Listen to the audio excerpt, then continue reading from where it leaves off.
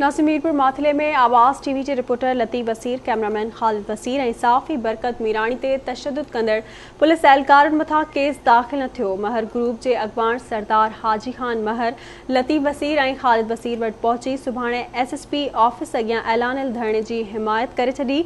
सरदार हाजी खान महर जो चवणु आहे त साफ़िन हक़ ऐं सच जो आवाज़ बुलंद कयो आहे। मथनि तशद्दुद जी मज़म्मत कयूं था। लतीफ़ वसीर ऐं ॿियनि साफ़िन ते तशद्दुद कंदड़ एहलकारनि ते बिना देर केस दाख़िल कयो वञे। सुभाणे साफ़िन जे रिथियल धरणे में भरपूर नमूने शिरकत कंदासीं। उन हवाले से वीडियो लिंक ते मौजूद है आवाज़ टीवी जो रिपोर्टर मुश्ताक लगारी। जी मुश्ताक, इन वक्त अगुणो ज़िले नाज़िम सरदार हाजी खान महर गॾाए जेको अॼु जेको आवाज़ टीवी ऑफिस मीरपुर माथिले पहुतो आहे, जिते हू जेको साहफ़ आहिनि लतीफ़ वसीर, बरकत मीरानी, ख़ालिद वसीर सां जेको हिते पहुची हमदर्दी जो इज़हार कयो आहे। अचो त थोरा ॻाल्हि ॿोल कयूं। जेको साहफ़ आहिनि त पुलिस तशद्दुद कयो आहे, उनजे बारे में हाजी खान जो छा चवणु आहे? सरदार हाजी खान हिते धाड़नि जा निजी जेल ॾिठासीं, पुलिस वञी जा वॾेरा निजी जेल हुया, टार्चर सेल हुया, पर वाहिद जेको आहे मीरपुर माथिले में पुलिस जो निजी जेल टार्चर सेल ॾिठासीं, जिते माण्हुनि खे क़ैद करे लखे रुपया वठी करे जेके पैसा न पिया ॾेई सघनि ग़रीब, उन्हनि खे हाफ़ फ्राए कयो पियो वञे।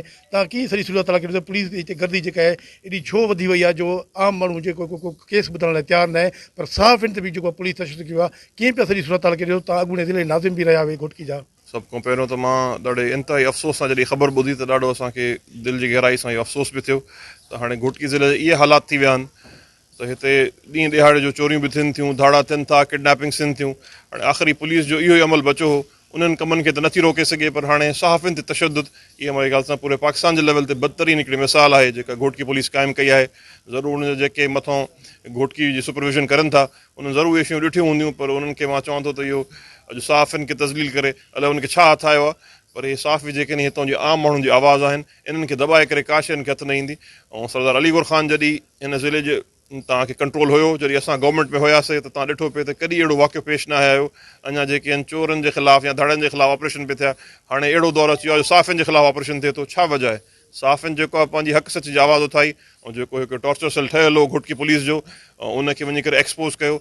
मां बिल्कुलु जस्ट पेश कयां थो लतीफ़ वसीर खे, पंहिंजे मीरानी साहब खे, सभिनि खे, त जंहिं वञी करे इन शइ खे एतिरो जेका इहा आवाम जे फ़ाइदे जी शइ, उते हिकिड़ो टॉर्चर सेल हुयो जंहिंमें माण्हुनि को भताखोरी थिए पई, उनखे माण्हुनि जा फ़ोटो ॾेखारे करे उते माण्हुनि खे विज़िट कराए हे तुंहिंजो मिट माइट आहे, हिन सां हेॾी वरी ज़्यादती थिए थी पई। इन शइ खे तव्हां एक्सपोज़ कयो, तव्हांखे सलाम मुंहिंजे।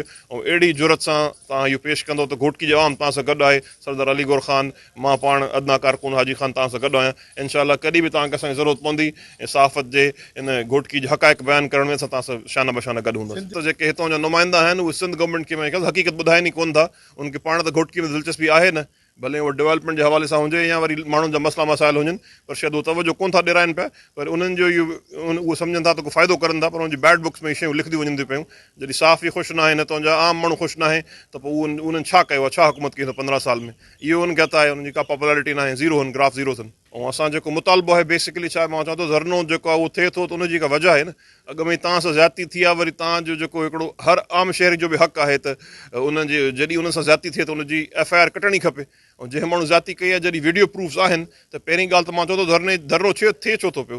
इहो ज़रूरु अगरि SSP खे तव्हां उनखे इंफॉर्म बि कयो आहे, उनजे हेठां सॼा मामलात आहिनि, उन मामले खे ॾिसे, उहो धरने जी तरफ़ ॻाल्हियुनि खे छो थो वठी वञे? उहो मामले खे हल करे, तव्हांजो राइट आहे, वञी कोर्ट में मसइलो थींदो, FIR थींदी, करे जॾहिं तव्हां ज़्यादती थी आहे, हिकु डॉक्यूमेंटेड प्रूफ आहे पूरो। तव्हां हिकु कीअं माण्हू पुलिस मोबाइल विझनि था पिया, छा ज़्यादतियूं करनि था, सॼी शइ वीडियो ते मौजूदु आहे। उनखे ॾिसण खां पोइ त FIR ज़रूरु ठहे थी पई, तव्हांजो हक़ आहे। त अॻूणे ज़िले नाज़िम सरदार हाजी खान महर जूं ॻाल्हियूं ॿुधी, उन्हनि जो इहो चवणु आहे त जेको सहाफ़िन जो सुभाणे वारो धरणो असां उन्हनि जी मुकमल हिमायत कयूं था। भरपूर नमूने जेके महर ग्रुप जा कारकुन अॻवान उन में धरणे में शिरकत कंदा। जी।